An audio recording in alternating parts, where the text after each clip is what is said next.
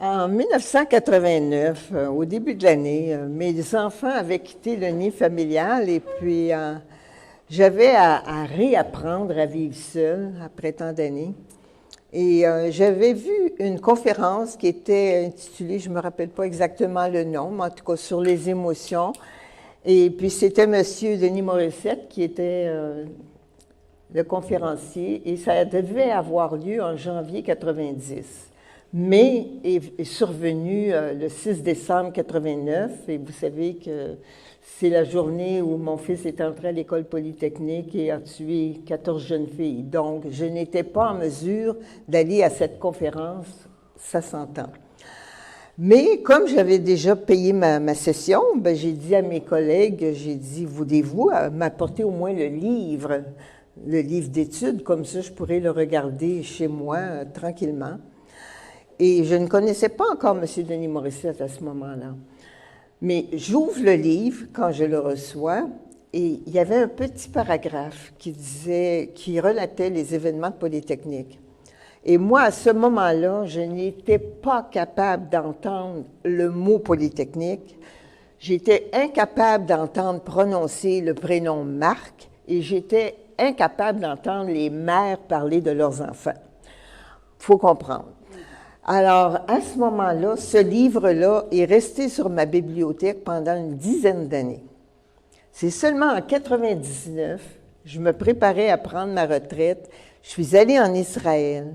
Et là, j'ai été vraiment touchée en Israël, dans le jardin de Gethsémani. C'est comme si j'avais vu Jésus souffrant. Et j'avais cette forte impression que j'étais pour témoigner un jour du nom de Jésus et aussi de mon histoire. Mais ce n'était pas encore la réalité.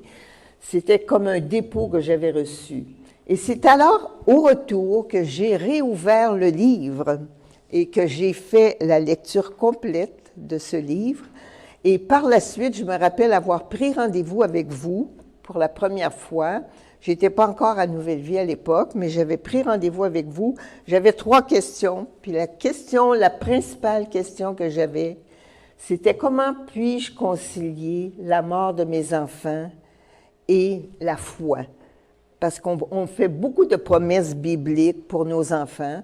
Puis ça faisait quand même depuis 81 que j'étais chrétienne, donc j'avais l'impression que je priais et je faisais ce qu'on me demandait de faire pour mes enfants. Et puis voilà que ma vie s'est interrompue du jour au lendemain avec 2 drames.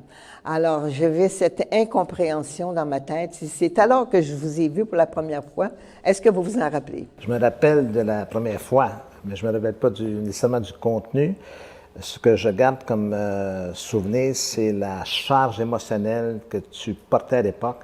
Et si j'avais à nommer la première émotion qui m'a frappé quand je t'ai vu, c'était la honte. C'est-à-dire comme si elle portait le poids à la fois de la honte et de la culpabilité de quelque chose dont on n'était quand même pas responsable. C'est une espèce de...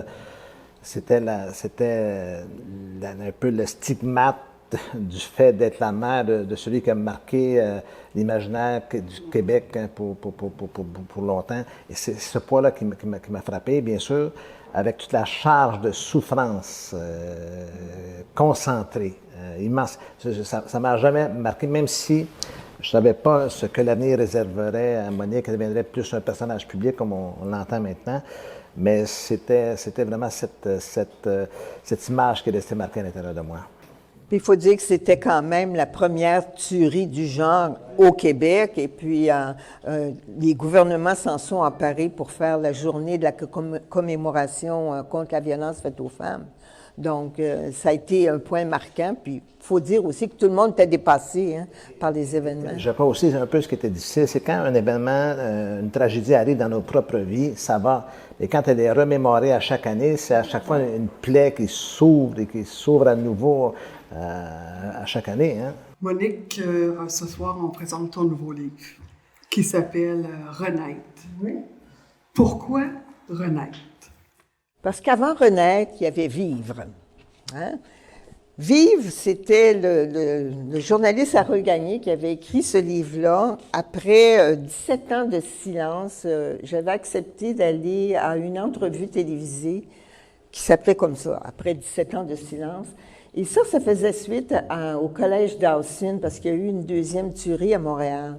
Et c'est ce jour-là où j'ai décidé de me lever, si vous voulez, pour aller parler, parce que ça faisait au moins 2 ans que le journaliste Harold Gagné essayait d'avoir une entrevue avec moi, mais j'étais pas prête.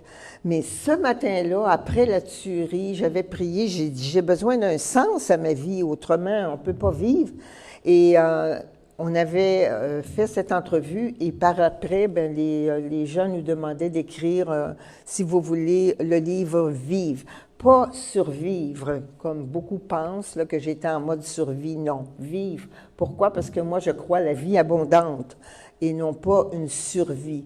J'ai réalisé à un moment donné que mes 2 enfants étaient décédés, mais que moi, j'avais encore le souffle de vie. J'étais encore là, j'avais encore la santé, j'avais encore des capacités. Et puis, c'est là où j'ai décidé de me lever.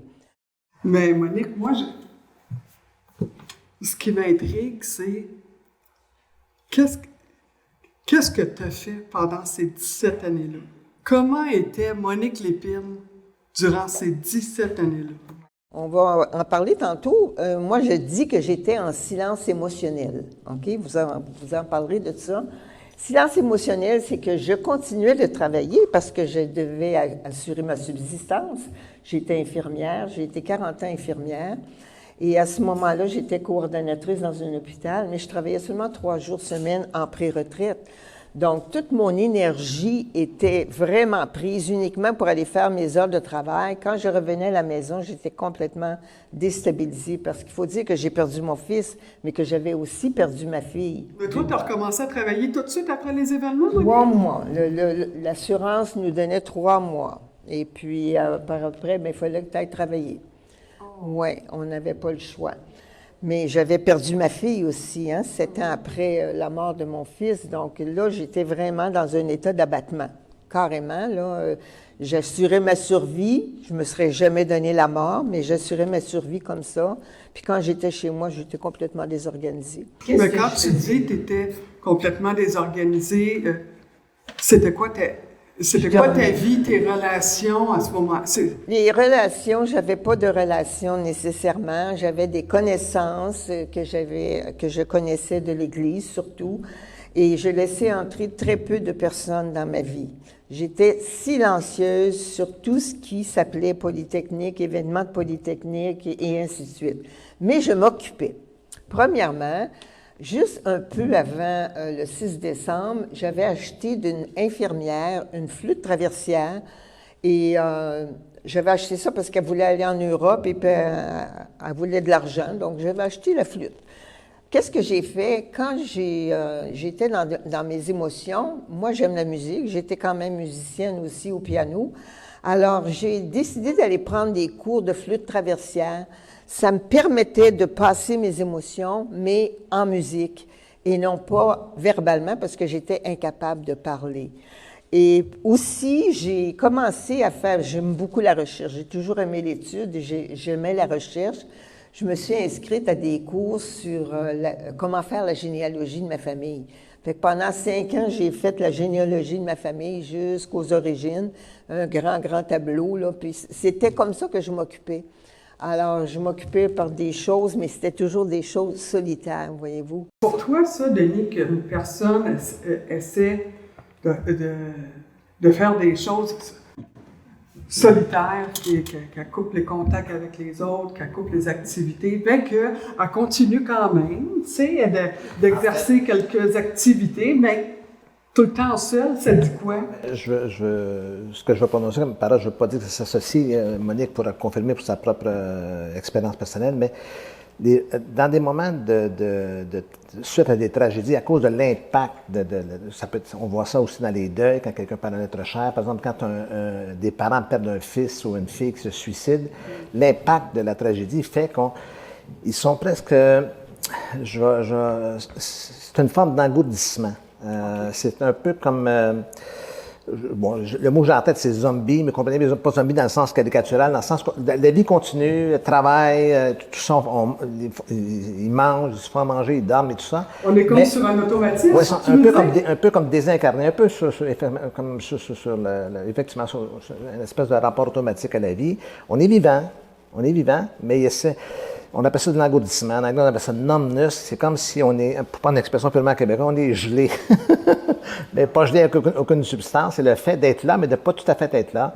Parce que à l'intérieur de soi, il y a des choses qui sont sur pause, qui sont gelées. Les émotions, tu parlais de son silence émotionnel. Toutes les émotions sont là. Mais une émotion, c'est quelque chose qui doit s'exprimer. Les êtres humains, on est des êtres d'émotion. Et c'est la richesse aussi de la vie humaine, hein, que ce soit les émotions positives comme la joie ou l'amour et tout ça. Mais c'est ça qui donne à la vie une espèce de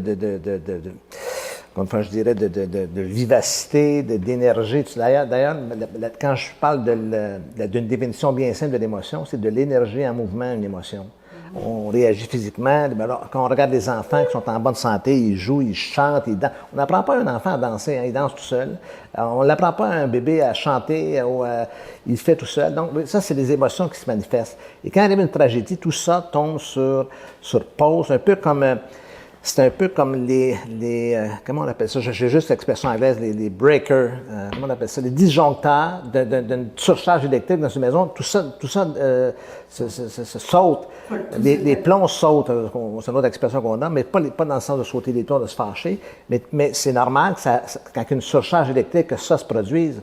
Ce qui n'est pas normal, c'est que ça reste comme ça. C'est-à-dire qu'à un moment donné, il faut replacer les disjoncteurs à leur place pour que l'électricité puisse revenir et pour que la vie puisse reprendre. Et c'est ça un peu le processus. C'est de remettre les choses en place à l'intérieur pour que la vie reprenne son cours.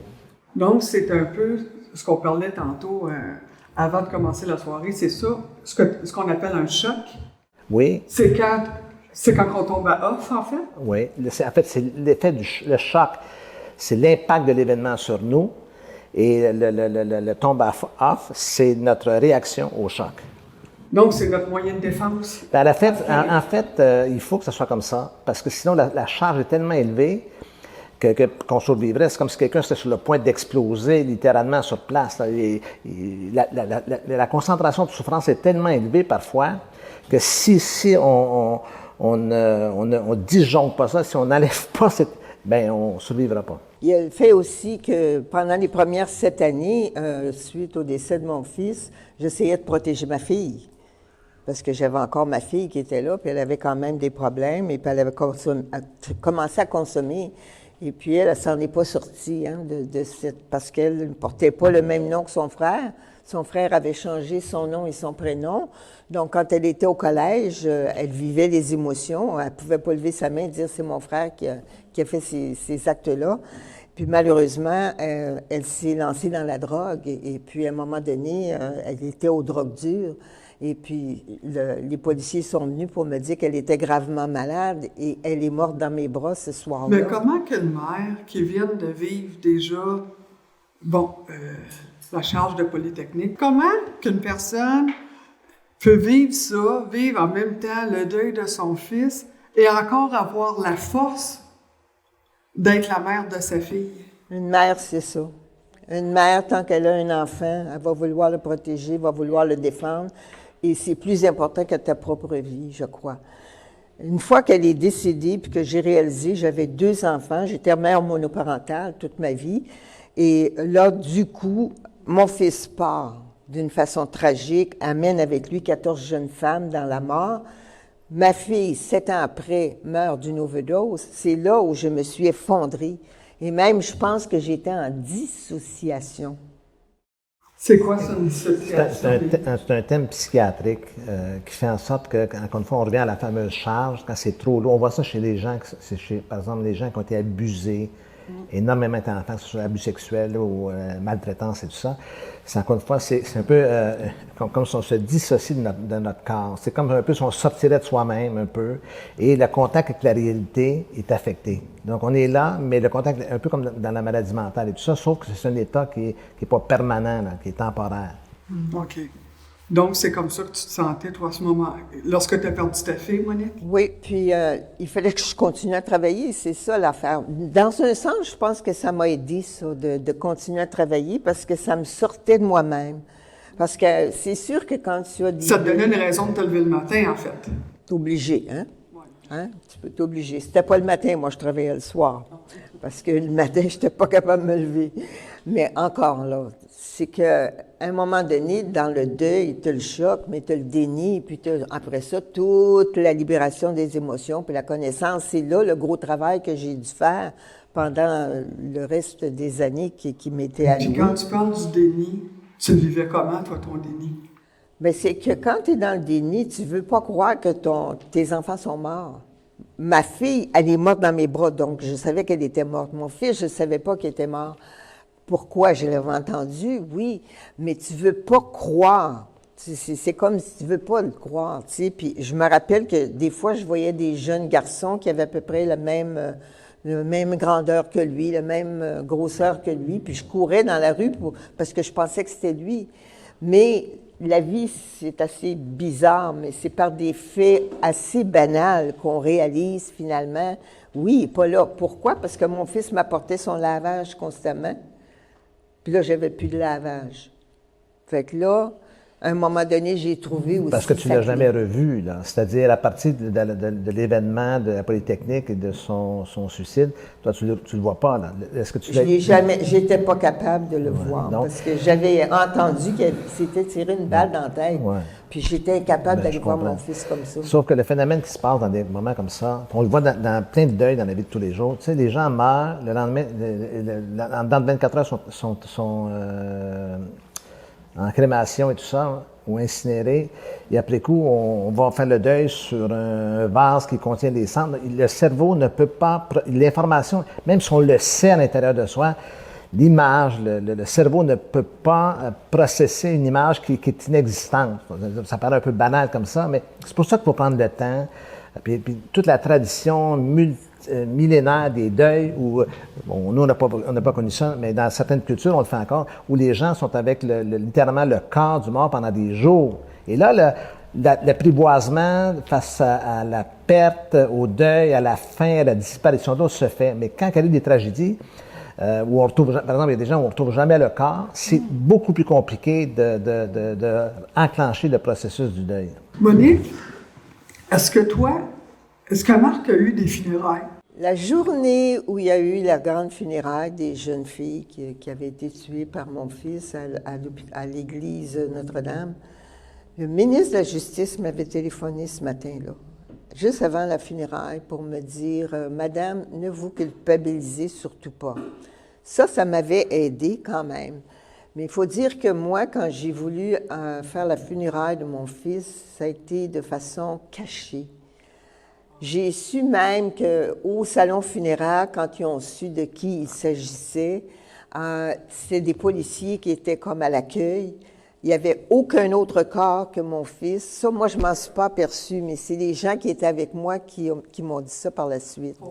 Alors, on se cachait parce qu'ils avaient peur qu'il y ait un tueur qui vienne Quelqu'un vienne se venger, en fait? Quelqu'un vienne se venger, oui. Alors, ça n'a pas été vraiment une funéraille comme on pourrait l'entendre, justement, comme vous disiez, dans le rituel des funérailles. Donc, ça a toujours été un petit peu plus difficile parce que finalement, c'est comme si je l'enterrais d'une façon cachée, là, tu sais. Et penses-tu que il y avait eu des funérailles traditionnelles où ce que, tu sais, la famille vient, les amis viennent et où ce que les gens viennent t'appuyer, te souhaiter leur sympathie, est-ce que tu penses que ça aurait été moins difficile si tu avais eu ça? Mais ça, tu ne peux pas avoir ça quand il s'agit de drame, OK? Parce que quand c'est, comme on disait tantôt, les médias viennent, les policiers sont... Tu sais, ils te traitent comme une criminelle. Moi, quand j'ai été en criminel le soir, là, qui sont venus me chercher le 7, j'avais l'impression que c'était moi la criminelle, là, tu sais, d'après la façon qu'ils me traitaient. Mais c'est longtemps après, parce que j'en voulais vraiment aux policiers à ce moment-là, puis aux journalistes. Mais ça a pris un long cheminement pour comprendre que tout le monde était dépassé par les événements. C'est jamais arrivé. C'était jamais arrivé. C'était jamais arrivé. C'était la première tuerie de Personne ne savait comment. Puis vous savez, quand on ne sait pas comment agir en face de quelqu'un, des fois, on est bête. Hein? C'est comme ça que les gens étaient avec moi, ils étaient bêtes. Puis je me disais, mais qu'est-ce que j'ai fait? Tu sais? Puis j'étais la même que la veille, hein? Avant la tuerie. Mais les gens te perçoivent d'une certaine façon. Puis là, tout à coup, même au niveau social, il y a une stigmatisation. la mère d'un criminel, ça, je l'ai entendu longtemps, celle-là, là, tu sais. Et puis, ça prend vraiment une dose de courage pour dire, bien, je ne suis pas que la mère d'un criminel, je suis autre chose. Et puis, il faut que tu récupères toute ton identité personnelle et que tu sois consciente de qui tu es. Et mais puis ça, que toi, tu cette décides d'avancer. cette identité-là, tu l'avais perdue, Monique? Mais certains, mais tu sais, 2 enfants, les 2 sont morts de façon tragique par suicide. C'est pas quelque chose de valorisant pour une mère, hein? Et puis là, ben, surtout mon fils, quand il entraîne des familles entières dans le deuil, c'est quelque chose, c'est mal perçu. Puis ça se joue tout au niveau de la perception, hein? Parce que quand il arrive des événements, on perçoit les choses d'une certaine façon parce qu'on l'a appris comment réagir chez nous. Puis les émotions vont suivre nos perceptions et puis ensuite nos réactions vont suivre nos émotions. Alors c'est certain que moi, dans la honte, je me cachais. Quand j'étais en colère, je me taisais ou je fuyais le monde. J'étais pas portée à vouloir aller faire des contacts. Parce que les gens me repoussaient, tu sais. Encore une fois, l'identité, c'est complexe. Hein? C'est pas, je dirais qu'on n'a pas une identité, on a plusieurs identités tout au long de notre vie. Par exemple, elle a perdu, en perdant ses 2 enfants, son identité de mère, elle est toujours une mère, mais elle n'a plus personne à materner. Donc, il faut que ça se reconstruise, tout ça, pour que ça se refasse.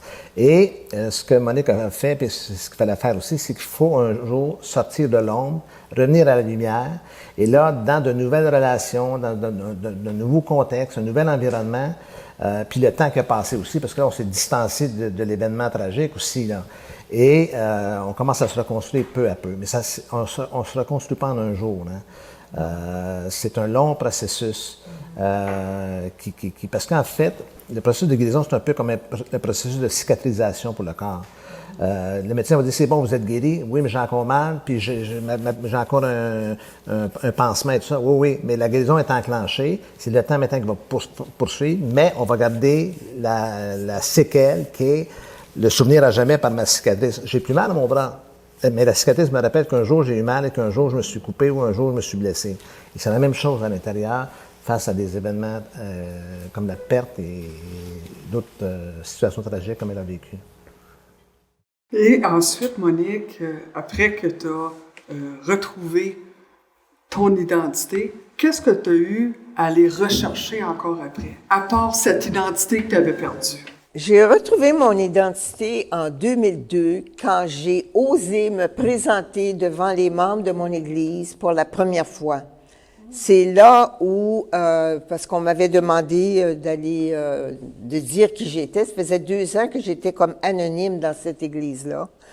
Et ce soir-là, je me rappelle quand le pasteur Claude m'a présenté devant l'assemblée, ben là, les gens voyaient un visage et voyaient quelqu'un des leurs qui était la mère de ce tueur de Polytechnique. Et ça demandait du courage de le faire.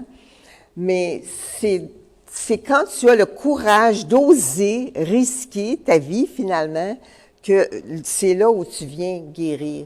Puis je me rappelle, ce soir-là, je me suis levée, puis j'ai dit, je suis Monique Lépine. Ça faisait 13 ans que j'avais jamais prononcé mon nom, Monique Lépine. Je me cachais. Je suis, le verbal, c'est un verbe d'identité. Ouais. Ça décrit un état. Donc, c'est ça, sortir de l'ombre vers la lumière. Voici, je suis. Oui. Exact. Et puis, à partir de ce moment-là, la honte est disparue, la culpabilité est disparue, et pour la première fois, j'osais dire « je suis Monique Lépine », et je me suis jamais cachée après de dire que c'était mon fils, Marc Lépine, et que c'était ma fille, Nadia. Donc, on commence à reprendre un certain contrôle de sa vie et de ses émotions lorsqu'on s'assume, Monique? Bien, moi, je l'ai fait avec le Seigneur, hein. Parce que c'est là où tu me demandais tantôt pour mon livre, j'ai jamais répondu encore. Mon 2e livre, Renaître, pourquoi je l'ai écrit? C'est un peu pour que je laisse comme un héritage au peuple québécois pour qu'on fasse un deuil collectif de cette stigmatisation qui est due à l'événement de Polytechnique. Il serait temps, après 30 ans, qu'on puisse voir, mais qu'est-ce qu'on peut faire maintenant pour aider les jeunes qui sont aussi troublés que pouvait l'être mon fils, parce qu'il y a beaucoup de jeunes qui souffrent. La souffrance, elle est palpable. On voit encore plus dans des périodes de COVID comme ça, des problèmes de santé mentale qui ressortent, des problèmes de consommation de drogue qui sont exagérés, les problèmes d'alcoolisme qui augmentent encore. Les jeunes souffrent, mais ça prend des gens qui vont les écouter, ces jeunes-là, et puis qui vont comprendre c'est quoi les émotions, pour pouvoir identifier avec eux les émotions et pour apprendre justement à les maîtriser et à réagir autrement. Alors, ce livre-là, c'est ça. J'ai suivi beaucoup de cours en relation d'aide. Denis Morissette était mon professeur et je m'en suis inspirée beaucoup dans le livre pour montrer quelles émotions je vivais, comment je l'ai vécu et ensuite comment j'ai pu m'en libérer avec la parole de Dieu, parce que je suis chrétienne, donc c'est par la parole de Dieu, en allant voir tous les versets qui concernaient la honte, la culpabilité, la colère, la peur, parce que la peur, elle est présente aussi, et que là, j'ai fait avec le Seigneur comme un ménage émotionnel pour dire ça, oui, c'est vrai, ça m'appartient, mais ça m'appartient pas. Et j'ai rejeté tout ce qui m'appartenait pas, et sur ce qui m'appartenait, je demandais au Seigneur de m'aider à changer justement ma façon de réagir. Denis, ça c'était une question, tu sais, que je te poserais. Bon, dans la société, il y a des croyants, des non-croyants, hein? Bon, qu'importe quelle foi que tu as, quelle différence a la foi dans la guérison, dans le processus de guérison chez une personne, homme ou femme? Oui, bien en fait, c'est une... Monique, toutes les années qu'elle était toute seule, en fait, elle n'était pas toute seule. Okay? Elle était toute seule dans le sens qu'elle s'est éloignée de l'humanité ou du genre humain. Mais Dieu était là. Et la force de la foi, c'est avoir l'assurance, la conscience aussi que Dieu est, et qu'il n'est pas juste simplement une croyance. Beaucoup de gens, les gens se divisent en différentes catégories. Il y a les croyants, il y a les athées, il y a les agnostiques, et ceux qui croient qu'il y a quelque chose à quelque part, mais ne peuvent pas l'expliquer. Mais la véritable foi, c'est pas juste de reconnaître qu'il existe quelque chose à quelque part, c'est d'expérimenter la présence de Dieu. Et à ce moment-là, dans ce lien qui se tisse, ben on quitte notre isolement. C'est probablement la plus grande source d'espoir, puis la plus grande source comment dire ça, d'alimentation en courage. On n'est pas tout seul. Moi, je ne suis pas juste un thérapeute, je suis un chrétien depuis 45 ans. Moi, je ne me vois pas vivre sans cette conscience de la présence de quelqu'un qui me guide à quelque part. Mais c'est pas une béquille, ça. C'est pas l'apanage de quelqu'un qui est faible, ça, c'est un faux concept. D'ailleurs, on dit souvent la blague, dans un avion qui est en train de cracher, là, c'est fou comment tout le monde retrouve la foi, hein? Il n'y a pas d'athée dans un avion qui est sur le point donc, à quelque part, le problème ne se situe pas dans ces réactions des gens, mais plus dans le fait de s'approcher peu à peu et de découvrir. Puis parfois, les tragédies, là, ça a cet effet. Bien sûr, je ne dis pas que c'est provoqué dans le but de faire ça, mais on se retrouve en tragédie. Beaucoup de gens s'ouvrent à ce moment-là à la réalité parce qu'ils ont besoin d'avoir un sens. À quelque chose. D'avoir un sens à ce qui est arrivé. Ben, sinon, la vie, elle n'a pas de sens, OK? Les gens naissent, les gens bossent toute leur vie, travaillent, les gens meurent, paf, c'est fini, on passe à autre chose. La vie humaine, c'est plus que cela. Il y a quelque chose qui dépasse tout ça, c'est la transcendance, c'est encore une fois, la conscience réelle qu'il existe quelque chose de plus, mais qui pénètre notre vie, notre existence aussi. Puis toi, Monique, cette foi-là, tu l'as eue du début jusqu'à la fin ou tu l'as déjà perdue? Dans le processus? J'ai pas perdu la foi, mais disons que j'étais pendant une longue période dans l'abattement. Peut-être pendant une période de 5 ans suite au décès de ma fille, qui est survenu en 1996. Et pendant 5 ans, je ne trouvais plus de goût à la vie. J'aurais peut-être eu envie de me laisser mourir, mais j'avais encore cet attachement à mon Église et puis aux frères et sœurs. J'avais besoin d'aller à l'Église, même si je pleurais du début à la fin. Et ce qui a changé, parce que à ce moment-là, moi, tout le monde savait que je voulais pas de réanimation cardio-respiratoire. Puis un dimanche matin, j'étais dans un chagrin immense. Puis j'étais assise au premier rang et puis je pleurais. Puis là, tout à coup, je sentais comme mon âme sortir de mon corps, comme si j'étais en train de mourir physiquement. Quand je suis arrivée, là, j'étais pas capable de tenir ma tête droite. Je me suis appuyée sur la femme à mes côtés. J'ai dit, si je tombe, laissez-moi par terre. Je ne veux aucune réanimation. Mais vous savez, quand on est rendu au plus bas, on ne peut plus rien par soi-même. On peut plus descendre plus bas non plus. On peut pas descendre plus bas. C'est là, moi je dis, le Seigneur vient à notre rencontre parce qu'il veut pas qu'on aille au-delà de ce qu'on est capable de supporter. Et puis, à ce moment-là, j'ai eu une forte impression, comme si Jésus me demandait, mais qui fait battre ton cœur? Puis là, c'est une drôle de question, mais c'est vrai qu'on se la pose pas, cette question-là. On se lève le matin, notre cœur bat. Alors, j'ai dit, c'est toi, Seigneur. Puis j'avais 2 chemins devant moi, la mort, la vie, et le Seigneur me demandait de choisir le chemin que j'allais prendre. Et c'est à partir de ce moment-là, en 2001, quand j'ai décidé, je vais vivre pour aider des gens qui, comme moi, souffrent en silence. Parce que vous savez, la société est ainsi faite. Le ministère de la Justice, par exemple, font des distinctions dans les victimes. Des victimes directes, ce sont les victimes, mettons que mon fils a tué 14 jeunes filles, les parents, ce sont des victimes directes, la famille. Des victimes indirectes, ce seraient tous les étudiants qui étaient peut-être avec eux au collège. Mais nous, puis ça, je l'ai appris d'une drôle de façon parce que j'ai été récupérée après par le ministère de la Justice pour faire ce qu'ils appellent la justice réparatrice, là.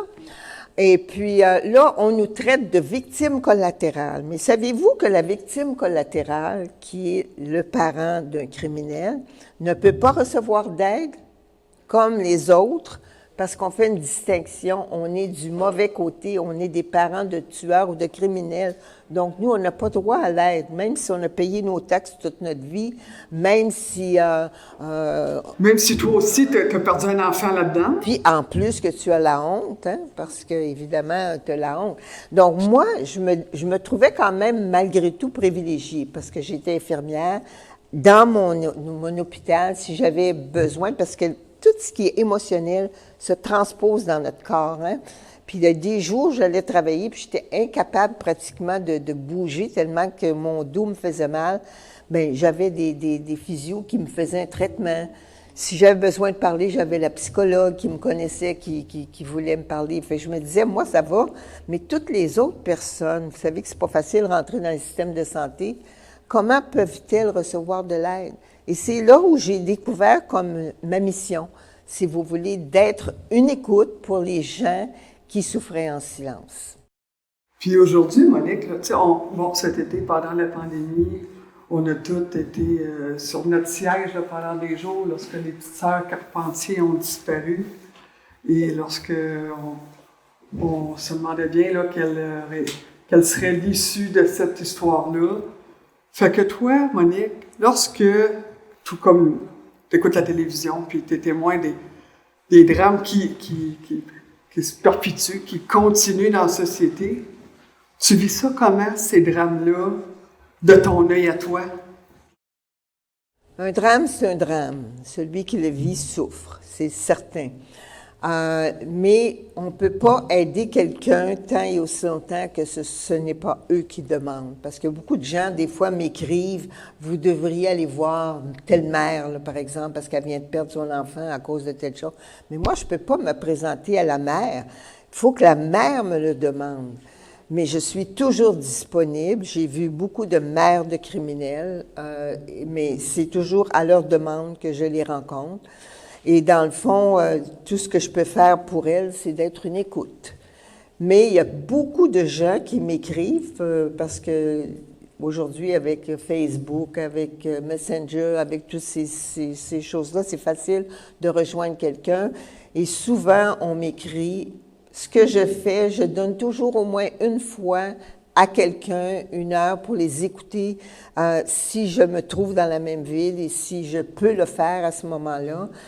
Puis ensuite, je les dirige vers des ressources. Puis ça, Denis, j'imagine que pour les personnes qui continuent, après Monique, à vivre des drames de cette ampleur-là, comme l'exemple que je donnais, les petites sœurs Carpentier cet été, j'imagine que des personnes comme Monique deviennent des ressources inestimables puisqu'elles sont sans jugement. Parce que, bon, on s'entend dessus que, comme elle, à qui elle aurait pu se confier, à part un professionnel, mais dans la société, là, tu sais, elle n'aurait pas pu aller voir monsieur et madame tout le monde, là, pour étaler sa peine, là. Bien, c'est encore une fois, c'est rattaché un peu à la Renaissance, c'est-à-dire, il y a un texte qui dit que par la consolation dont je suis l'objet, je suis maintenant capable de consoler ceux qui sont abattus. Donc, les gens qui ont souffert, mais ça n'était pas le Corinthiens, premier chapitre. Si ceux qui ont vécu des tragédies, ça vaut un cours universitaire, hein, OK? Parce qu'encore une fois, même chez les professionnels, si tu n'as pas eu un vécu trop douloureux, tu connais les concepts, tu connais les notions, tu connais les étapes, les processus, mais c'est pas ça qui soulage une personne, c'est la communion. C'est le fait de sentir que l'autre personne nous comprend parce qu'il y a un vécu partagé dans cette situation-là. Et moi, ce que je crois, et c'est ça à quoi je travaille depuis plusieurs années maintenant, c'est que les gens, moi je crois à la solidarité humaine. Je crois que dans les tragédies, d'ailleurs on le voit, tu parles des petites cartes, regarde comment les gens réagissent quand il y a des drames, il y a plein de bonté, d'amour et d'affection qui est répandu, parce qu'à l'intérieur de chacun de nous sommeille aussi cet aspect-là. Il y a un grand élan de solidarité. Une grande solidarité. Et moi, je crois que les gens doivent canaliser cette solidarité-là et commencer à prendre soin des uns des autres, se supporter les uns des autres, parce que il va toujours avoir une limite à ce que des professionnels peuvent faire. Moi, j'étais dans cet univers-là pendant toutes ces années et je n'étais pas dans le système de santé, là, mais dans le système, il y a des quotas, il y a des échéanciers, il y a des impératifs financiers, et tout ça devient tellement lourd et ça devient un peu comme artificiel. Quand je dis ça, je ne méprise pas. Là. Je dis juste que c'est une machine, c'est un système, c'est tout ça. Et qui fait qu'à quelque part, la fibre humaine, la fibre chaleur humaine, la fibre compréhension, ça se perd au détriment de toutes ces dimensions-là. Ouais. Ça, sans qu'on le demande, hein, parce que moi, je me rappelle très bien, à l'époque où c'est arrivé, je travaillais pour une association d'établissements, on n'était pas nombreux là-dedans, et quand il y avait des journalistes ou des gens qui venaient pour me voir, là, les gens faisaient comme une muraille autour de moi pour pas que je sois harcelée. Ouais. Ah oui, vraiment, on me protégeait. Puis c'était la même chose à l'hôpital. Je veux dire, il n'y a pas personne qui pouvait arriver jusqu'à moi. Il y avait comme une force... Fait qu'au début, il y a eu la réaction inverse des gens, c'est-à-dire les gens, tu disais qu'ils étaient bêtes, bon, tu sais... Ma perception. Ah, ta perception, OK. Ouais. Mais est-ce que c'est le temps, tu penses, qui a fait, ou de te connaître peut-être plus intimement, Monique, qui a fait que la perception des gens ont changé envers toi? Mais ça a pris du temps, hein? Ça a pris beaucoup de temps. Puis encore aujourd'hui, je ne peux pas dire que j'ai eu beaucoup de gens qui ont été méprisants à mon égard, mais ça m'est arrivé à quelques occasions Alors, il faut apprendre à réagir devant ces gens-là aussi. Puis tu réagis comment, toi? Bien, je vais vous donner, par exemple, un exemple. Un jour, je fais de l'aquaforme pour garder ma santé. Alors, un jour, je suis dans la piscine, puis j'ai été passée à la télévision la veille. Donc, il y en a une qui m'a reconnue, puis elle me pointe comme ça, puis elle dit... Puis là, je voyais qu'elle parlait à la consoeur, puis elle me pointait comme ça, tu sais, en voulant dire, c'est elle, la mère de Marc Lépine, tu sais. Alors, dans ma tête, je me disais, bon, qu'est-ce que je fais? Deux choses que tu peux faire. Soit que j'arrête mes cours parce que je dérange, ou qu'il y a des gens qui vont parler contre moi, même devant moi, ou alors je vais dire bonjour à cette femme-là encore d'une façon encore plus chaleureuse jusqu'à temps qu'elle change, elle, de comportement. Puis c'est ce que j'ai décidé de faire. Plus je la voyais, plus je disais un beau bonjour, un beau sourire, puis j'étais vraiment, je ne voulais pas laisser mes cours parce que ça me faisait du bien. Mais c'est assez étrange. Quand quelqu'un est déplaisant vers toi, il y a toujours quelqu'un d'autre qui va venir comme faire une balance. Et puis, il y avait une autre femme dans la piscine qui a été témoin, puis qui vient me donner des paroles de valorisation, puis me dire que ce que j'avais dit à la télévision, que c'était très bien. Alors, c'est comme s'il y avait toujours une balance, une compensation. Puis ça, Denis, c'est un bon moyen, ça, de prendre que d'aller au-devant de l'autre personne. Parce que la fuite, là, on fuit. Bien sûr, des fois, on n'a pas le choix de fuir si on est en danger, là, mais en fait, il faut affronter tout ça parce que c'est là qu'on apprivoise, on démystifie des choses. Parce que, Monique faisait allusion, tout se joue dans la tête, hein? Tout se joue dans notre pensée, dans notre perception, notre interprétation de ce qui arrive et tout ça. Et le fait d'affronter, ça démystifie tout ça. Alors, ce qui peut arriver, c'est qu'il peut y avoir un changement chez une personne, où elle va se changer en une personne un peu méfiante ou un peu... je ne sais pas comment on pourrait dire, comment tu sentais la femme qui pointait. Je la sentais mal élevée. Mal élevée. Ouais. OK, puis des petites personnes, petites gens, c'est du petit monde dans ce monde, où elle se met à changer, puis là, tout d'un coup, il y a un lien qui s'est créé, ou simplement, ça fait simplement te confirmer que des personnes sur Terre qui sont, parce que c'est ça la réalité de l'humanité aussi, là, il y a des gens qui sont tournés vers le mal. Et à ce moment-là, on est en paix aussi avec ça parce qu'on est confronté à la réalité. Okay? Donc, on doit appréhender ça, Denis, de se faire virer de bord, de se faire pointer, on doit appréhender ça. Bien, ça dépend de ce que tu entends par appréhender. Là, je dis, il faut garder on doit s'en attendre. Ouais, on doit s'attendre à ça. Absolument. C'est sûr que ça va arriver. C'est comme dans les deuils ou dans la perte de quelqu'un. Quand on passe au travers d'une crise dans notre vie, il y a deux choses. Il y a un phénomène bizarre qui se produit. C'est ceux de qui on s'attend, qu'on a un support, souvent ne sont pas là, ils disparaissent. Et ceux qu'on ne s'attend pas apparaissent. Je les appelle les anges avec des ailes cachées.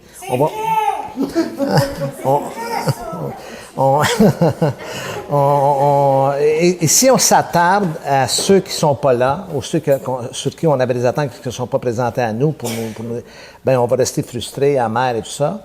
Mais là, tout de suite, on relâche, puis on s'aperçoit que quelqu'un d'autre se pointe pour un temps, pour une période, et on ne s'attendait pas. Puis c'est un petit temps. Denis, comment on doit interpréter ça, que ceux de qui on s'attendait recevoir de l'aide ne nous la donne pas. En fait, comment on doit interpréter ça? Premièrement, ça permet de révéler qui ils sont réellement. Là, OK? Des épisodes comme ça, tu sais, on est beaucoup plus proche de la réalité dans un salon funéraire qu'en dehors du salon funéraire. Parce que là, il y a un jeu qui se joue plus. Là. Fait que ceux qui sont un peu nuls, ça se voit, ils font des niaiseries. Puis ceux qui sont plus sérieux et touchés, ça apparaît aussi, tu vois. Donc, des fois, c'est véritablement une pièce de théâtre. On a tous connu des scènes dans nos propres familles où quelqu'un apparaît en plein milieu comme ça. Donc, ça permet de discerner tout cela. Et aussi, c'est que des tragédies ou de la perte, ça met en lumière toutes les vulnérabilités d'une personne. Puis il y en a qui ne savent pas composer avec ça. OK? La force ou le bénéfice de la souffrance, c'est que ça nous permet d'appréhender la vie de façon différente. OK? Souvent les gens, peut-être tu t'es fait poser la question, Monique, est-ce qu'après une tragédie comme ça, ou n'importe quelle tragédie, on peut revenir à la normale? La réponse, c'est un, c'est quoi la normale? Et deux, est-ce qu'il existe quelqu'un de normal, sur la planète? Et troisièmement, non, ça ne reviendra pas à la normale. On va être différent, mais ça ne veut pas dire que la vie va être plus mal en point, tout ça, quand on s'en sort. Mais encore une fois, je crois que la vie est plus belle dans un contexte comme ça que dans un contexte de superficialité. Okay, là, on n'a plus rien à cacher quand on est passé au travers des moments comme ça. Hein? Toi, Monique, avec ce que vient de dire Denis, que non, on ne revient pas comme avant, mais on revient différemment. En quoi es-tu différente aujourd'hui qu'avant le 6 décembre 89? Avant, j'étais une personne très arrogante. Ça m'a baissé le caquet un peu, oui. Disons que quand arrivent des drames, tu apprends à vivre une journée à la fois. Alors moi, mon but dans la vie, c'est je me lève le matin, merci Seigneur pour cette journée qui vient, et je pense à cette journée et à vraiment entrer en relation avec les gens que je rencontre dans la même journée. Le lendemain, j'y pense pas trop. L'autre chose, c'est que quand on a des façons de réagir. Il y a des gens qui disent, aujourd'hui on parle beaucoup de résilience. Mais c'est quoi la résilience? C'est quand tu es capable de te relever de coups durs. Mais moi, c'est sûr que mes enfants, ça a été des coups durs, mais c'était pas mes premiers coups durs. Toute ma vie, moi, mon caractère s'est développé à affronter des coups durs, tu sais. Mais ceux-là étaient de taille, là, par exemple. Mais j'aurais pu m'effondrer, mais ma foi ne permettait pas que je m'effondre. Et le Seigneur a dit, fortifie-toi, prends courage. Ça veut dire quoi? C'est que quand tu es effondré, bien, tu vas prendre tes forces ailleurs. Tu vas les prendre en lui, tu vas aller chercher. Moi, je me nourris toujours de la parole de Dieu tous les jours. J'ai besoin vraiment de lire la parole de Dieu puis de suivre un chemin qui m'est montré. Mais est-ce que tu savais, toi, que tu avais cette force-là avant? Bien, j'ai toujours été une femme très déterminée, oui. Depuis très jeune, je suis déterminée et quand je veux aller vers quelque chose, je prends les moyens pour y arriver. Mais le courage, c'est une force surnaturelle qui t'est donnée, ça. Quand on lit 1 Corinthiens 10-13, il n'y a pas de tentation ou d'épreuve qui vont être au-delà de nos forces. Mais Dieu va nous donner le moyen d'en sortir pour qu'on puisse la supporter. Donc, on n'aura jamais des épreuves qu'on ne peut pas supporter parce que Dieu nous connaît. Et Dieu sait ce qu'on peut supporter. Mais ce que j'aimerais mettre l'emphase dessus, c'est que ces épreuves-là, c'est vrai que c'est difficile, mais on est appelé à avoir des tribulations dans ce monde. Alors, il faut savoir pourquoi je vis. Est-ce que c'est pour ce monde-ci ou c'est pour un monde meilleur qui va venir quand je vais mourir? La vie éternelle, par exemple. Alors, moi, j'ai choisi de vivre pour cette vie éternelle. Donc, aujourd'hui, quand il y a des épreuves, c'est souvent un tremplin pour quelque chose d'autre, pour une mission que tu vas accomplir dans ce monde. Puis, si j'avais pas eu mes enfants qui étaient décédés, je serais même pas devant vous aujourd'hui. Je serais peut-être en train de me bercer là, devant ma fenêtre, comme font beaucoup de gens. Moi, j'ai quand même 82 ans là, aujourd'hui. Alors, je pourrais être devant ma fenêtre à me bercer, là, tu sais. Mais c'est pas ça que le Seigneur a voulu pour moi. Il a voulu que je me lève, que je parle de ce que j'ai vécu. Puis quand je fais, par exemple, des conférences aux étudiants en criminologie, je vais souvent, chaque année, ils n'ont jamais vu de parents de tueurs. Donc, ils ont juste une portion de la vérité. Ils voient les tueurs, ils voient les criminels, mais ils ne voient pas les parents. Donc, moi, c'est un peu ce que, si tu veux, ce que le Seigneur me demande de faire, c'est d'aller parler, ouvrir le sujet pour qu'ils voient que finalement, on est pareil comme tout le monde. On a nos luttes et ainsi de suite. Mais il faut oser vivre sa vie, quelle qu'elle soit. C'est pas toujours agréable parfois, mais la souffrance ne dure pas toujours. Et puis, tu peux trouver d'autres choses qui vont être aussi agréables. Aujourd'hui, je n'ai plus d'enfants biologiques, mais j'ai énormément d'enfants et de petits-enfants qui sont aux autres, là, si vous voulez. Un jour, il y a une dame que j'ai accompagnée qui vivait un drame pas semblable à Monique, quelque chose de différent. Puis elle m'a dit, il y a des vérités fascinantes que les gens expriment dans les moments de souffrance. Elle a dit, je viens de découvrir que les bénéfices de la souffrance durent plus longtemps que la douleur en elle-même.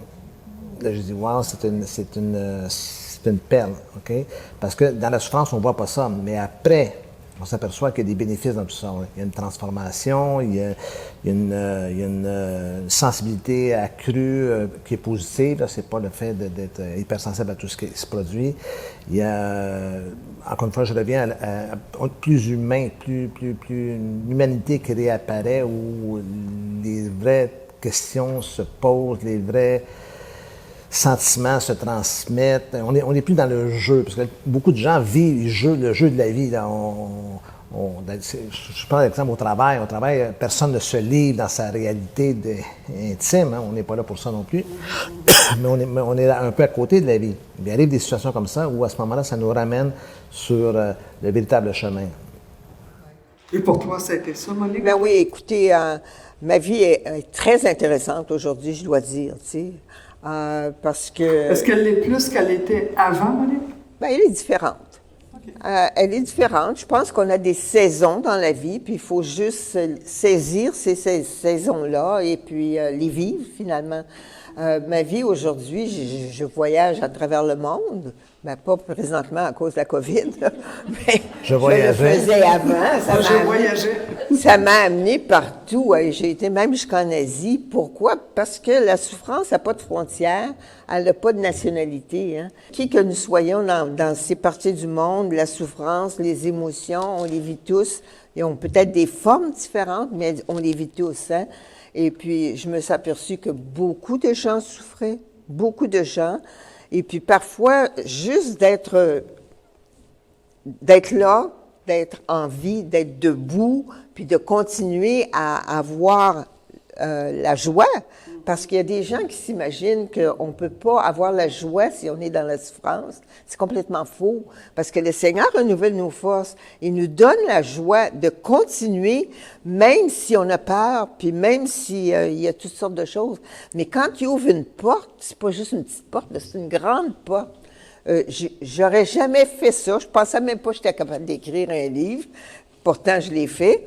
Il y a toutes sortes de choses que je fais maintenant que je n'aurais jamais imaginé faire auparavant. Donc, ça te fait découvrir une autre Monique. Ça te fait peut-être pas une autre Monique, mais je veux dire... Un autre aspect. Un autre aspect de Monique. Aller chercher des ressources qui étaient à l'intérieur, qui n'avaient pas été exploitées.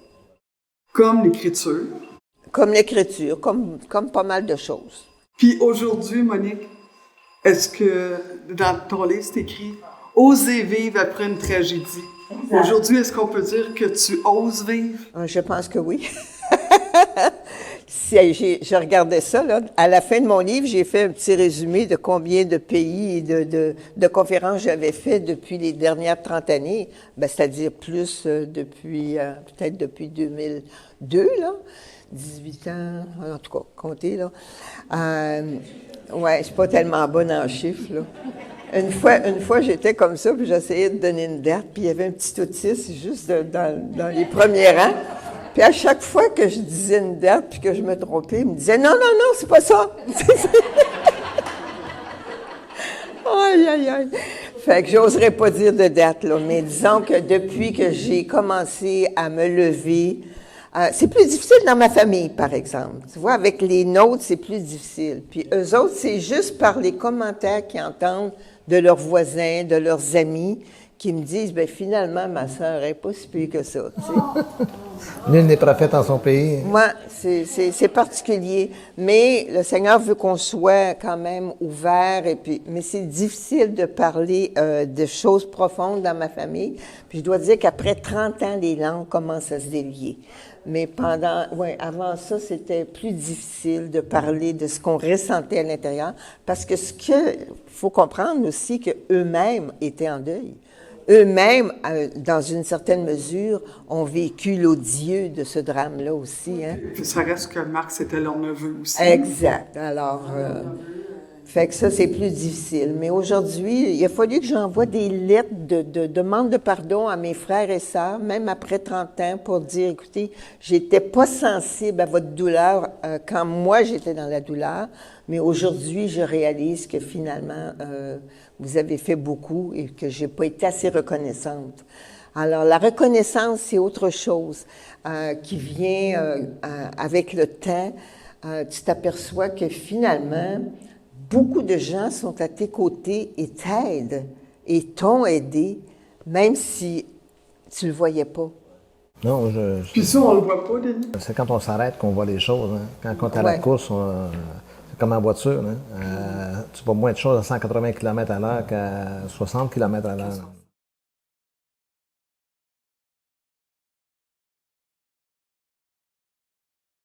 Moi, je voulais savoir si Mme Lépine avait eu du harcèlement de la part des médias suite à ça. J'ai jamais été harcelée parce qu'ils sont jamais arrivés jusqu'à moi. Comme je vous ai dit tantôt, il y a beaucoup de gens qui me protégeaient. C'était comme des anges, tu sais, qui me protégeaient. Et jamais quelqu'un est arrivé à moi directement.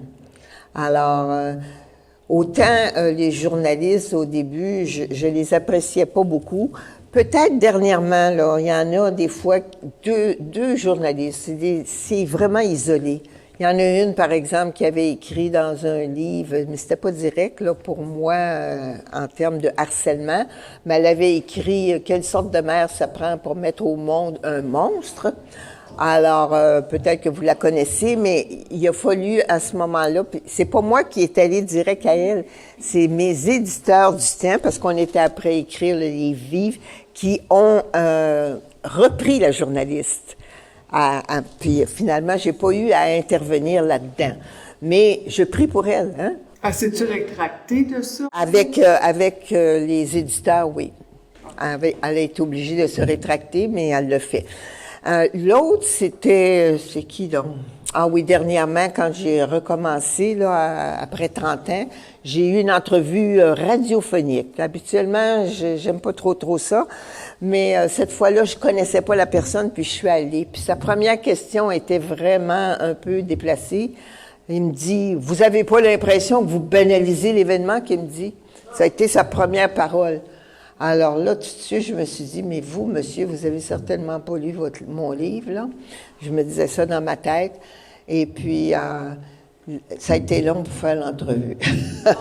Je peux vous le dire que ça a été long pour faire l'entrevue, mais encore là, il y a des gens qui ont écrit à Radio-Canada pour dire, votre journaliste a été vraiment déplacé. Mais ça, vous voyez, ça, j'ai tellement étudié le monde de la perception que pour lui, moi, j'étais vraiment là quelqu'un qui n'était pas vraiment dans ses valeurs. Tu sais, fait que quand tu deals avec ces gens-là, ben j'essaie de rester calme et de continuer mon entrevue dans le calme. Et puis, la seule chose qui me reste à faire, c'est de prier pour eux autres, puis de pardonner, parce que le Seigneur nous demande de pardonner, même si c'est difficile. Moi, je voudrais savoir, Mme Lépine, est-ce que la souffrance vous a rapproché de Dieu? La souffrance me fait comprendre mieux comment Jésus a souffert pour chacun de nous. Mais la souffrance, on en a tous les jours, vous savez, des souffrances, en tout cas, peut-être pas de ce niveau-là, mais la souffrance, pour moi, il y avait seulement Dieu qui pouvait comprendre ce que je vivais. En tout cas, dans les premiers temps du décès de mon fils, surtout. Je ne me serais pas confiée à personne d'autre à ce moment-là, sauf à Dieu. Mais j'étais déjà dans la foi chrétienne depuis un certain temps quand c'est arrivé. Hein? J'étais pas une nouvelle chrétienne, là. Donc, à ce moment-là, ça m'a rapproché de lui. Au contraire, ça m'a pas éloigné de lui, ça m'a rapproché de lui. Parce que je souffrais plus quand je ne connaissais pas Dieu. Moi, je veux savoir, quand c'est arrivé, est-ce que vous avez eu honte de votre garçon? Mais c'est certain que j'ai eu honte de mon garçon, des gestes qu'il a posés. Hein? C'est des gestes qu'on reproche. Et c'est pour ça que quand j'ai fait le processus de la colère, parce que j'avais de la colère contre mon garçon, parce que c'est pas agréable que nos enfants nous traînent dans la boue comme ça et qu'ils prennent la vie de quelqu'un d'autre, parce qu'on les élève pas pour faire des tueurs, hein. Alors, mon garçon, puis même ma fille, j'ai dû leur écrire des lettres posthumes pour leur dire toute ma colère. Et puis, par la suite, j'ai brûlé la lettre et puis j'ai fait la paix avec eux. Il fallait que je le fasse pour être capable de continuer à vivre. Puis ça, Denis, j'attrape la question au vol parce que, justement, quand tu n'as pas l'occasion d'exprimer à la personne, parce qu'elle est décédée, toute ta colère, toutes tes émotions, ce que tu vis, c'est un bon moyen, ça, que d'écrire une lettre? Il y a différentes stratégies. Il y a la lettre posthume. Il y a parfois d'acter un peu la situation. C'est-à-dire que tu prends, on appelle ça la stratégie de la chaise vide. Tu mets une chaise devant toi, tu assis la personne dans ton esprit, puis tu t'exprimes verbalement, audiblement à la personne, et les mêmes émotions remontent à la surface, comme si elles étaient réellement là. Il n'y a rien d'ésotérique là-dedans. Là. On peut le faire devant une photographie aussi, où en fait, la stratégie, c'est de sortir ce qui est à l'intérieur. Je pense que c'est Aristote qui a dit « Ce qui ne s'exprime pas s'imprime ». Ça reste à l'intérieur. Donc, il faut trouver des façons d'évacuer ça. Idéalement, ça peut se faire même avec une autre personne, dans le sens que on libère la parole de la personne, parce que souvent, tu parlais tantôt de l'espèce d'éclipse émotionnelle que tu as vécu. Ben, le début de la guérison, c'est de pouvoir sortir et exprimer les choses, dire, c'est comme c'est comme si le silence nous emprisonne, OK? Puis il faut pouvoir briser ce silence-là. Parce que ça, c'est pas rare qu'on peut pas exprimer Ah notre oui, colère c'est totalement... à la personne qui nous a blessés. Là. Ouais, c'est quand même assez commun. Oui, c'est commun. Puis même la personne qui nous a blessés, elle n'est pas toujours réceptive au fait qu'on peut s'exprimer le fait de ce qu'on a vécu avec la personne. Hein. Tout le monde, tout le monde se protège, tout le monde tombe sur la défensive. Hein. Oui. C'est sûr qu'on se pose beaucoup de questions, par exemple, hein, quand nos enfants font de tels gestes, puis je ne vous souhaite pas que ça vous arrive, mais il y a n'importe quelle chose que nos enfants font qui ne va pas avec nos valeurs, ça peut nous affecter. Mais j'ai essayé de comprendre comment mon fils souffrait probablement lui-même à l'intérieur de lui. Je n'ai jamais su s'il avait été atteint d'une maladie mentale parce qu'il n'avait pas été diagnostiqué, mais c'est certain qu'à l'intérieur de lui, il vivait des choses difficiles, mais il n'était pas capable de les exprimer parce qu'on n'avait pas appris aux jeunes garçons puis aux jeunes filles aussi à s'exprimer sur ce qu'on vivait ou l'on ressentait à l'intérieur de nous. Donc, j'ai plus mis... mon accent à essayer de comprendre ce que mon fils ou ma fille pouvaient vivre à l'intérieur d'eux-mêmes à cause de tout ce qu'ils avaient vécu dans leur jeune âge. Et ils en ont vécu beaucoup aussi.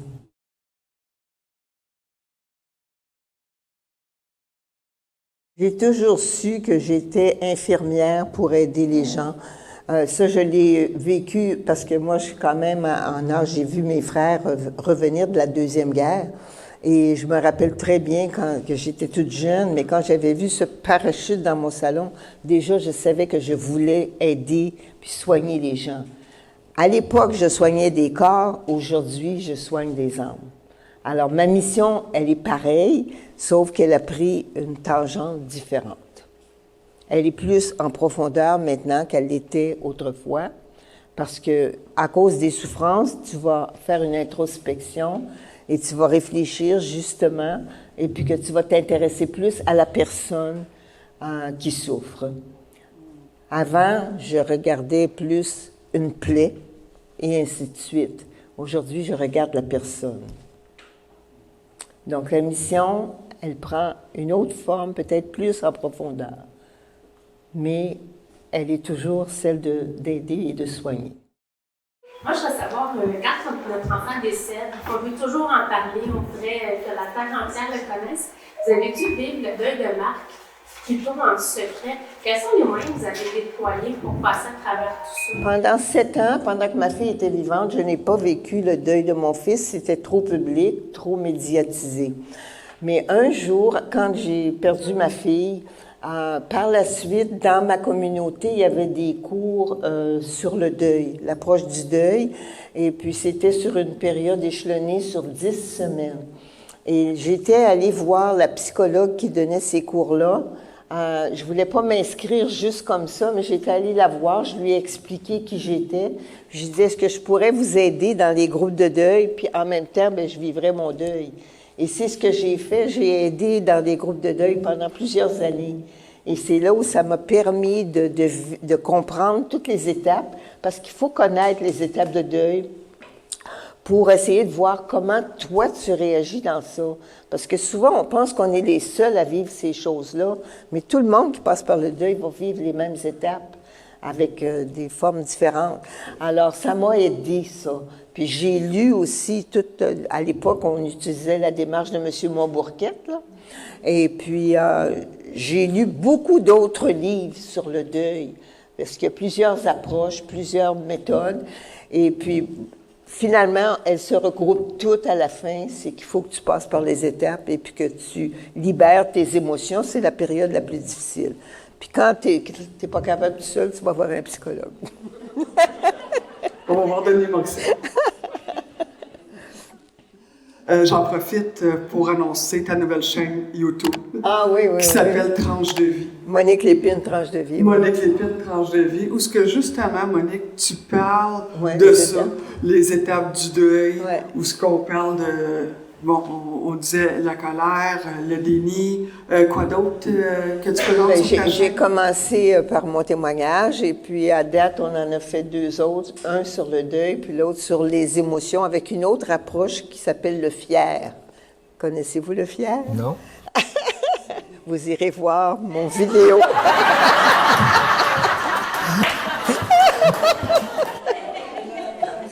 Non, on peut pas attendre, Monique, là, dis-nous-le. Fier, c'est un acronyme qui dit le F, c'est les faits, les événements qui nous arrivent, qu'on ne choisit pas, ça nous tombe dessus. Donc, c'est ce que l'on vit. Le I, c'est l'interprétation. I, c'est la petite idée que l'on se fait. Et on l'a apprise dans notre famille. Et des fois, ça peut être un préjugé que l'on a. Des fois, ça peut être une opinion. Des fois, ça peut être une perception, justement, de l'événement. Le E, bien évidemment, les émotions. Et le R, c'est la réaction que l'on a dans l'émotion. Et en tant qu'être humain, le seul pouvoir que l'on a, c'est la réaction. Je peux choisir de bien agir ou de mal agir face à l'événement ou face à l'émotion que je vis. Et puis, évidemment, la réaction va avoir un comportement qui peut être agréable ou désagréable selon les circonstances. Ah, mais je suis fier de vous, madame. Et ça vient de M. Auger. Lucien? Oui. Monique Lépine, merci beaucoup. Ça fait plaisir.